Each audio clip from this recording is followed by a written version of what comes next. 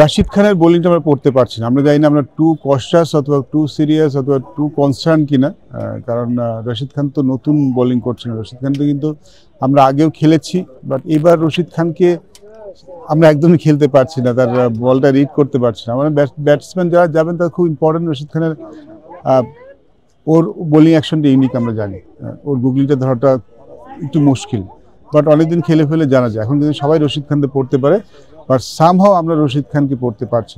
প্রথম ওডিআইটা দেখেন, ওই রশিদ খান 3টা উইকেটে কিন্তু খেলাটা পুরাটা পার্থক্য গড়ে দিয়েছে। যদি ওই সময় আমরা 3টা উইকেট না দিতাম তাহলে কিন্তু আমাদের রানটা 250 প্লাস আরামে হয়ে যেত, হওয়া উচিত ছিল। ওদের স্বপ্ন পূরণে পাশে থাকতে পেরে আমরা গর্বিত। আর যারাই খেলছেন তাদেরকে যদি রান করে বড় রান করা খুব ইম্পর্টেন্ট। সো আমার মনে হয় যে ব্যাটিংয়েরও খুব বেশি এদিক ওদিক করছে আমরা। আমার কাছে যেটা মনে হচ্ছে আমাদের মানসিকতা, we need to be more determined, খুব ইম্পর্টেন্ট হবে। Sharjah wicket is total different now.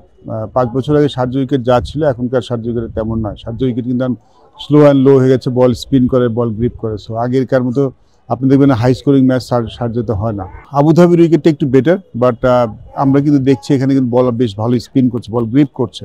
For some reason আমরা রশিদ খানের বোলিংটা একদমই পড়তে পারছি না, যেটা আমাদের সবচেয়ে বড় সমস্যা হচ্ছে। আমরা টি20তে জিতেছি, বাট সেখানেও কিন্তু আমাদের স্ট্রাগল করতে হয়েছে রশিদ খানকে। এবং এই ম্যাচটা যদি রশিদ খানের ওই সময় 3টা উইকেট কিন্তু খেলার পুরো পার্থক্যটা গড়ে দিয়েছে। তখন উইকেট 3টা উইকেট না পড়লে কিন্তু আমাদের 250 রান করার কথা ছিল, সেদিকে আমরা এগোচ্ছি। স্পিন বোলিং ডিপার্টমেন্টটা বেশি শক্তিশালী, তারা সেটির দিকেই সেরকম কন্ডিশন বানিয়ে খেলবে, এটা খুব স্বাভাবিক।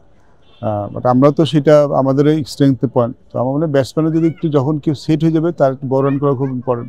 ব্যাটসম্যানের সবচেয়ে ভালো মিড অফ, লং অফ এবং লং অনের দিকে খেলার চেষ্টা করা, তাহলে স্পিন বলটা পড়তে সুবিধা হয়। বাট আপনার যখন একটা bowler, Rashid Khan bowler, because ও তো এয়ারে অনেক কুইক, অত সময় কিন্তু পাওয়া যায় না।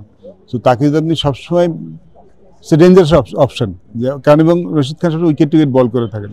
আপনি যদি তাকে ফাইন লেগ আর স্কোয়ার লেগের দিকে টার্গেট করেন, it's a not a very good option, কারণ মিস করলে আপনি এলবিডব্লিউ হবে না। Rashid Khan is very accurate.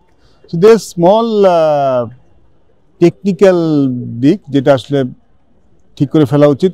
আমরা বেশ রশিদ খানকে তো আমরা প্রথম খেলছি না, অনেকদিন ধরে খেলছি।